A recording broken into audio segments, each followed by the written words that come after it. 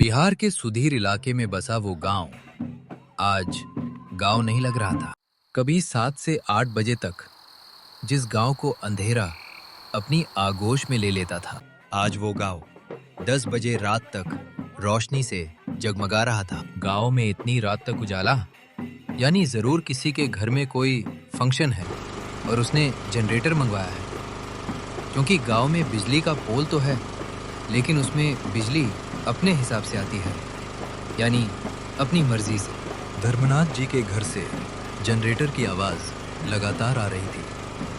उनके बेटे आरव की शादी हुई है। आज सुबह ही वो नई नवेली दुल्हन प्रीशा को लेकर आया है। कितना रो रहे थे प्रीशा के माता पिता जब वो उसे विदा कर रहे थे। इतना आसान तो नहीं होता किसी माँ बाप के लिए अपने कलेजे के टुकड़े को वर्षों पालना पोसना और फिर उसे अपने घर से विदा करना, लेकिन यही तो रीत है। प्रीशा जब विदा हो रही थी तो माँ ने ढेर सारा उसे आशीर्वाद तो दिया ही, साथ ही उसे दिया खोई, एक छोटी सी पोटली जिसमें भरी थी परंपरा। जब प्रीशा छोटी थी और अपने ननिहाल जाया करती थी तो वो अक्सर देखा करती थी कि उनकी नानी प्रीशा की माँ को खोइचा दिया करती थी, जो उसकी माँ अपने आंचल में बांध लेती थी। खचाचा में होता था चावल, दूध, हल्दी, कुछ पैसे और नानी का बेहिसाब प्यार। यही तो था खचाचा, एक छोटी सी गठरी जिसमें भर दिए जाते थे आशीर्वाद, परंपरा और प्यार। आज प्रीशा की फर्स्ट नाइट है और जैसा कि होता है, पहली रात हर एक नए शादीशुदा जोड़े के लिए बेहद खास होती है। उनके लिए भी खास थी। दोनों के दोनों नर्वस थे। प्रीशा शादी के लाल जोड़े में इतनी खूबसूरत लग रही थी कि आरव की निगाहें उससे हट ही नहीं रही थी। एक बात बोले? एक बात कहे? अब तो हमसे ब्याह हो गया है तुम्हारा, जितना मर्जी है उतना बोलो। माँ कसम, आज तुम बहुत ही सुंदर लग रही हो, एकदम परी के जैसी। अच्छा, परी देखे हो तुम का? अरे देखे नहीं हो तो क्या हुआ, सुने तो है, किताब में पढ़े तो है उसका बारे में। अच्छा, कहाँ पढ़े हो, जरा हम भी तो सुने। ये कहकर प्रीशा ने आरव के हाथ पर अपना हाथ रख दिया। फर्स्ट नाइट की अनगिनत बातों की अभी शुरुआत ही नहीं हुई थी कि अचानक बाहर तेज बारिश शुरू हो गई। आरव, आरव, आरव, बाहर बाहर कोई है? तभी हवा का एक तेज झोंका आया, जिससे लड़की के बाल उसके चेहरे से हट गए। उसकी आंखें गुस्से से भरी हुई थी और वो प्रीशा को घूर रही थी। क्या हुआ प्रीशा, तुम इस तरह चीखी का है? कौन है बाहर? प्रीशा थर थर कांप रही थी। बाहर एक लड़की थी, वो हवा में उड़ रही थी। उसका चेहरा बिल्कुल हमरे जैसा था, एकदम हमरे जैसा, जैसे जुड़वा कोई होता है ना, वैसा ही। ये क्या बोल रही हो तुम? हम सच कह रहे हैं आरव, अपने सर की कसम। बाहर एक लड़की थी, उसका चेहरा बिल्कुल हमरे जैसा था और वो हवा में उड़ रही थी। हमको बहुत डर लग रहा है आरव। अभी क्या हुआ? ये लाइट कैसे चली गई? लगता है जनरेटर में कुछ खराबी आई है या डीजल खत्म हो गया है। हम देख कर आते हैं। हम भी चलेंगे तुम्हारे साथ, हम यहाँ अकेले नहीं रहेंगे। अरे तुम क्या करोगी, तुम यहीं रुको ना। प्रीशा बेचारी डर के मारे चुपचाप बैठी रही और मोमबत्ती को निहारती रही। आरव नीचे जनरेटर के पास गया, जो बंद पड़ गया था। आरव के पिता समेत घर के कुछ लोग भी वहां खड़े थे। जनरेटर में डीजल शाम को ही डाला गया था, इसलिए उसके खत्म होने का सवाल ही नहीं था। इसलिए सभी जनरेटर वाले को गरिया रहे थे। हम कहे था ना तुमको कि नागेंद्रवा का जनरेटर मत लो भाड़ा पर। तुमको ही खुजली मची थी। ओ नागेंद्रवा, अब रहो अंधेरा में। तुम ही बोलो, अच्छा लगता है शादी के घर में इतना अंधेरा? उधर आरव को गए अभी 10 मिनट भी नहीं हुए थे कि तभी अचानक प्रिशा के सामने एक खौफनाक परछाई उभरती है। ये वही लड़की थी जिसे उसने खिड़की से देखा था, बिल्कुल उसकी ही तरह, मगर अब उसका चेहरा और भी विकराल हो गया था। उसकी आंखों से खून बह रहा था और उसके होठों से भी खून निकल रहा था। वो हवा में तैरती हुई धीरे धीरे प्रिशा के सामने आ रही थी। तू हमरे जैसी दिखती है, लेकिन हम तुमरे जैसे नहीं हैं। आरव, आरव बचाओ, आरव, आरव बचाओ हमको। प्रिशा की चीख की आवाज नीचे सभी लोगों ने सुनी। अरे ये बहू काहे चिल्ला रही है? और वो तुम्हारा नाम से तुमको बुलाती है क्या? अरे मॉडर्न जमाना है फूफा जी, क्या करिएगा। आरव भागता हुआ ऊपर की ओर आता है। आरव को देखते ही प्रिशा उसके गले लग जाती है। कुछ ही सेकंड बाद जनरेटर के चलने की तेज आवाज उसके कानों में पड़ती है। पता नहीं जनरेटर अचानक से कैसे काम करने लगा था। कमरा फिर से पूरी तरह रोशन हो जाता है। आरव, आरव वो फिर से आई थी। वो फिर से आई थी। कौन? अरे कौन आई थी? वही जिसे हमने खिड़की के बाहर देखा था। अरे अंधेरा में तुमको भ्रम हो गया है करे। भला तुमरी जैसी कौन है? भगवान थोड़ी ना बनाए हैं। ये कहकर आरव ने प्रिशा को गले से लगा लिया। अब प्रिशा एक बात बोले, तुम जो इस तरह हमरा नाम लेकर बुलाओगी तो लोग क्या कहेंगे? जिसका जो नाम है वही लेकर ना बुलाते हैं। इसमें हमरा का गलती? अरे गलती नहीं है रे, पर तुमको पता है ना, गांव वाला लोग का दिमाग अभी वो बैकवर्ड है रे। रहने दो, हमको ढेर मत सिखाओ। तुम हमारे आरव हो। आरव बोलो, जरा सा चिल्ला के बोले तुम्हारा नाम। ये कहकर प्रिशा ने अपना बड़ा सा मुंह आरव को चिढ़ाने के लिए खोला। उसकी इस हरकत को देखकर आरव ने अपना हाथ उसके मुंह पर रखा, लेकिन तभी पता नहीं ऐसा क्या हुआ कि प्रिशा ने आरव के हाथ को जबरदस्ती काटना शुरू कर दिया। अरे पहले तो आरव को लगा कि प्रिशा मजाक कर रही है, लेकिन जब उसके दांत उसे चूकने लगे और उसके काटने से उसके हाथ से खून निकलने लगा तो उसने प्रिशा को जोर का धक्का दिया। प्रिशा, ये क्या कर रही हो तुम? आरव के धक्के से प्रिशा दूर जा गिरी। उसका सिर दीवार से जा लगा था। सिर से खून भी निकल रहा था, लेकिन उस पर इस बात का कोई फर्क नहीं पड़ा। वो उल्टा और जोर जोर से हंसने लगे, खिलखिलाकर। कुछ देर बाद तो उसकी हंसी और भी ज्यादा भयानक हंसी में बदल गई। उसकी हंसी का आवाज सुनकर नीचे से आरव का पूरा परिवार, उसके रिश्तेदार सभी भागते हुए वहां आए। उन सभी लोगों ने प्रिशा की ऐसी हालत देखी तो वे सब डर गए। ये क्या हो गया इसे? किसी को कुछ समझ में नहीं आ रहा था कि आखिर एकाएक प्रिशा को क्या हो गया है। आरव और प्रिशा की वो पहली रात बहुत लंबी रात थी। प्रिशा हंसते हंसते बेहोश हो गई। अगली सुबह बहुत सारे सवालों को लेकर आई थी, लेकिन उन सवालों का जवाब किसी के पास नहीं था। प्रिशा अपने कमरे में थी। उसे कल की कोई भी बात याद नहीं थी। हमको तो कुछ बुझा नहीं रही है बुआ। प्रिशा के बारे में सब पहले से पता तो किया था ना तुम लोगों ने? का पता करना है? हमारी बहू को कुछ नहीं हुआ है। तुम लोग अपना ढेर दिमाग मत लगाओ। उसी दोपहर की बात है। बहुत ही खामोश थी वो दोपहर। प्रिशा अभी भी अपने कमरे में थी। सुनो ना, प्रिशा की तबीयत ठीक नहीं है। तुम एक काम करो, खाना उसी के कमरे में ले जाओ। आरव की बहन सिया खाना लेकर प्रिशा के कमरे की ओर बढ़ चली, लेकिन जैसे ही वो उसके कमरे में गई, वहां का नजारा देखकर वो काफी डर गई। उसने देखा कि प्रिशा ने अपने आधे बाल कैंची से काट लिए हैं और वो बालों का गुच्छा अपने मुंह में लेकर उसे चबा रही है। आरव की बहन ने जब ये सब देखा तो उसके मुंह से चीख निकल गई। उसी रात की बात है। पूरा परिवार डरा हुआ था। सभी लोगों को लग रहा था, हमको पूरा यकीन है कोई जादू टोना किया है हमारी बहू पे। का माँ, ये सब तुम का कह रही हो? जो कह रहे हैं वो सुनो। तुम लोग जो इसे डॉक्टर के पास ले जाने की सोच रहे हो, उससे कुछ नहीं होगा। इसे किसी तांत्रिक या ओझा के पास ले जाना होगा। लेकिन आरव जिद पर अड़ा रहा। अगले से दिन प्रिशा को शहर के अस्पताल ले जाया गया। डॉक्टर ने जांच पड़ताल की, लेकिन उन्हें कोई भी प्रॉब्लम नजर नहीं आई। प्रिशा वापस अपने ससुराल लौट आई।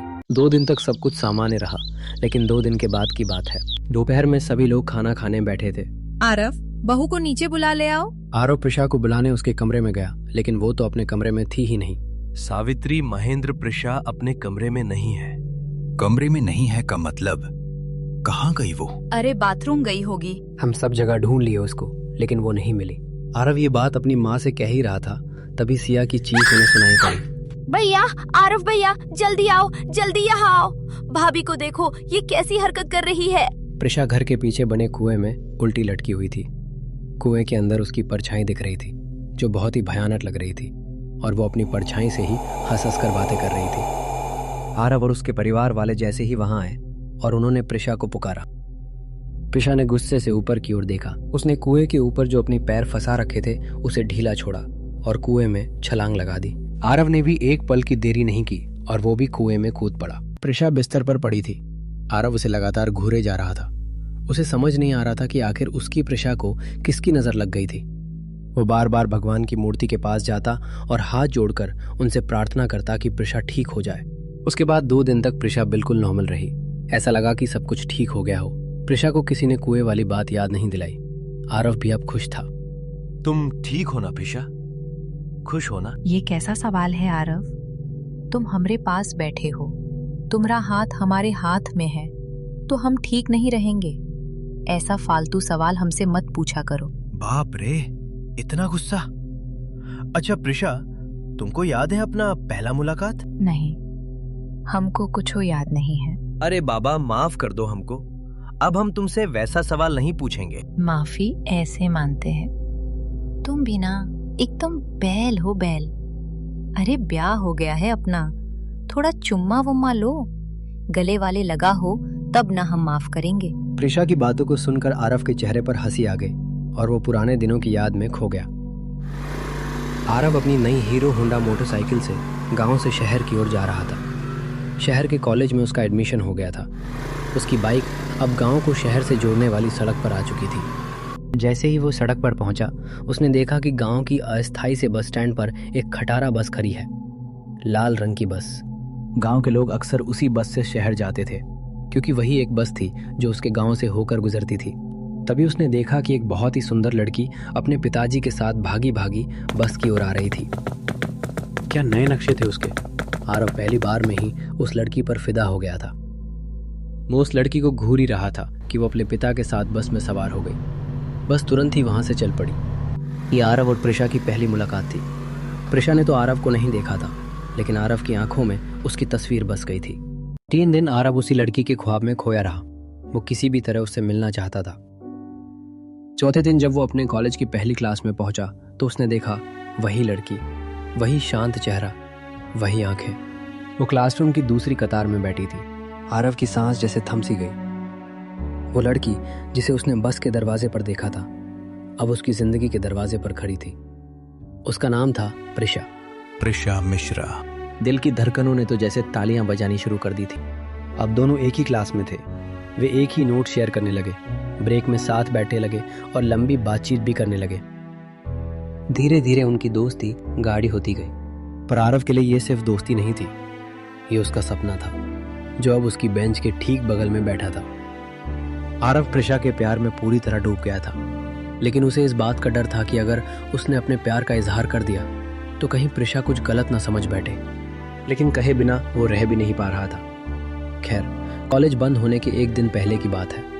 आरव खामोश सा कॉलेज के कैंपस में बैठा वहां की दीवारों को घूर रहा था। तभी वहां प्रिशा आई। का हुआ? का सोचने लगी? कोई दिक्कत है तो मना कर दो, हम अकेले चले जाएंगे। अरे ये क्या कह रही हो? अब पगला गई हो का? हमको का दिक्कत होगा तुमको तुम्हारा गांव छोड़ने में? छोड़ देंगे। दोनों अपने अपने गांव की ओर निकल पड़े थे, जो अगल बगल ही थे। आरव थोड़ा सा प्रिशा से अलग हट के बैठा था, लेकिन प्रिशा बार बार उसे पकड़ ली। आरव को अच्छा तो लगता, लेकिन फिर वो थोड़ा सा हट जाता। कई बार ये सिलसिला चला। का हुआ? अब काहे बाइक रोकने बोली हो? यही बताने के लिए कि तुम बहुत बड़े बैल हो। अरे अब का हो गया? काहे गुस्सा रही हो? तुम सच में बैल हो। हम बार बार तुमसे चिपक रहे हैं और तुम हो कि हट जा रहे हो। कोनो कांटावा लगा है का हम में? अब वो बात कहे। अच्छा, तो हमको भी लग रहा था, लेकिन हमको लगा कि तुम क्या सोचोगी। हम कुछ नहीं सोचेंगे, काहे कि हम तुमको प्यार करते हैं बहुत ज्यादा। ये क्या कह रही हो? का हुआ? ऐसे चौंक काहे रहे हो? तुमको हम पसंद नहीं है? तो इनकार कर दो। पसंद? अरे तुमसे ज्यादा पसंद तो हमको कुछो नहीं है रे। अरे तुम्हारे बिना तो हम कुछ सोच ही नहीं पाते हैं। हम भी तुमको बहुत प्यार करते हैं, उस समय से जब तुम हमको देखो नहीं की थी। आरव ने प्रिशा को सारी कहानी बताई। प्रिशा उसकी बातों को मुस्कुराते हुए सुनती रही। उसके बाद तो प्रिशा और आरव का बाइक का सफ़र वो ऐसा यादगार सफ़र बन गया जिसे वे कभी भूल नहीं सकते थे। छुट्टियों से लौटने के बाद तो दोनों का प्यार अलग ही लेवल पर चल गया, और वो लेवल था एक दूसरे के बिना एक सेकंड भी नहीं रह पाना। दोनों ने शादी का फैसला कर लिया। आरव पुराने दिनों को याद कर रहा था, तभी उसके कानों में उसकी माँ और बहन के चीखने की आवाज़ आई। आरव पुरानी यादों की गलियों से बाहर आया, और फिर उसने जो देखा उसे देखकर उसकी आंखों में आंसू आ गए। प्रिशा अपने शरीर पर कैंची से लगातार वार किए जा रही थी। उसका पूरा बदन लहूलुहान था और वो पागलों की तरह हंसे जा रही थी। उसे तुरंत अस्पताल ले जाया गया। पूरे 1 सप्ताह बाद वो अस्पताल से डिस्चार्ज होकर आई, लेकिन अब वो पूरी तरह शांत रहती। ना कुछ खाना, ना कुछ पीना। प्रिशा के माता और पिता कई बार उसे देखने के लिए आए। वे उसे समझाते, लेकिन वो बस खामोश रहती और अपने कमरे की छत की ओर घूरती रहती। ऐसा लगता कि कोई कमरे की छत पर बैठा है। पूरे गांव में प्रिशा की ऐसी हालत की खबर फैल चुकी थी। आरव के माता पिता ने तांत्रिक का भी सहारा लिया, झाड़ फूंक भी करवाया गया, लेकिन कोई नतीजा नहीं निकला। आरव पूरी तरह टूट गया था। वो बस किसी तरह प्रिशा को फिर से पहले की तरह देखना चाहता था, लेकिन ऐसा संभव नहीं हो पा रहा था। वो बेचारा रात दिन रोता रहता। वो पल पल अपनी प्रेमिका, जो अब उसकी पत्नी भी थी, उसको तिल तिल कर मरते हुए देख रहा था। प्रिशा की माता पिता की आंखें भी हमेशा भरी रहती। एक रात की बात है, वे दोनों गहरी नींद में थे।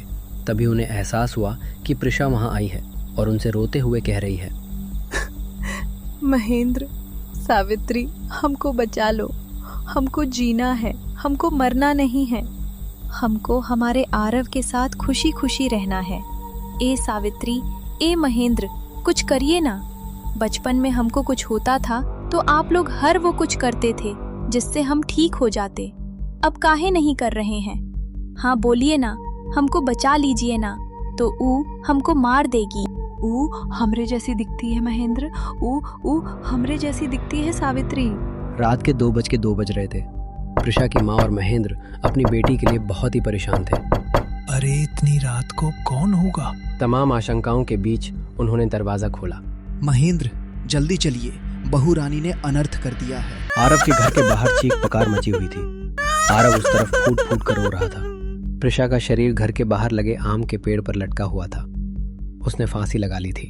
चिता पर लेटी हुई प्रिशा का चेहरा अजीब सी खामोशी ओढ़े हुए था। आरव ने जब उसे मुखाग्नि दी तो उसे ऐसा लगा कि वो उसके बगल में आकर खड़ी हो गई है। तुम एकदम बैल होगा, हमको विदा कर रहे हो। ऐसे ही चुम्मा ले लो ना एक बार, फिर हम तो राख हो जाएंगे।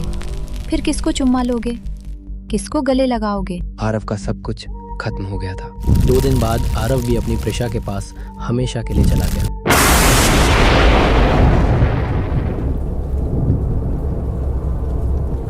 प्रिशा की मौत के 3रे दिन की बात है। आधी रात का समय था। तभी एक साया उनके घर के अंदर प्रवेश कर गया। सावित्री, महेंद्र, सोए नहीं आप लोग अभी तक? काहे सावित्री, काहे महेंद्र, का हुआ? अच्छा, हमको याद कर रहे हैं आप लोग। बाबूजी, सावित्री एक बात कहें, आप लोग काहे नहीं बचाए हमको? बोलिए ना। हर बार, हर मुसीबत, हर बीमारी में आप दोनों साथ थे, फिर इस बार काहे नहीं बचाए? बेटी, हम कैसे बचाते तुमको? हाँ, ये भी सही है, आप दोनों कैसे बचाते हमको, क्योंकि हमको मारने का इंतजाम तो आप दोनों ने ही किया था। ये आप क्या कर रहे हैं? दिमाग तो ठीक है ना आपका का? हाँ ठीक है हमरा दिमाग। गांव बिरादरी का जानती हो ना। अरे जीने नहीं देंगे वो हम लोगों को। पता है ना, वो लड़का जिसने इसे प्यार के जाल में फंसाया है वो दूसरी जात का है। हाँ, तो क्या हुआ, है तो इंसान ही। देखो, भावुक होकर मत सोचो। तो फिर आपने शादी के लिए हाँ क्यों कर दी? हम क्या करते, तुम चाकू लेकर बैठ गई थी। प्रिशा के माता और पिता एक अजीब सी दुविधा में थे। उन्होंने सहारा लिया था खोइंचा का। तांत्रिक की दी गई सारी सामग्री एक माँ ने अपनी बेटी के खोइंचा में बांध दी। जिस खोइंचा में उसे आशीर्वाद बांधना था उसने मौत बांध दी। सावित्री, महेंद्र, अब क्यों दुखी हैं आप लोग? गांव, समाज, बिरादरी के लिए ही तो ये सब किया आपने। शादी तो करा दी हमारी जिद पर, लेकिन कभी दिल से आशीर्वाद नहीं दिया। अपनी बेटी का खून कर दिया आपने, खून।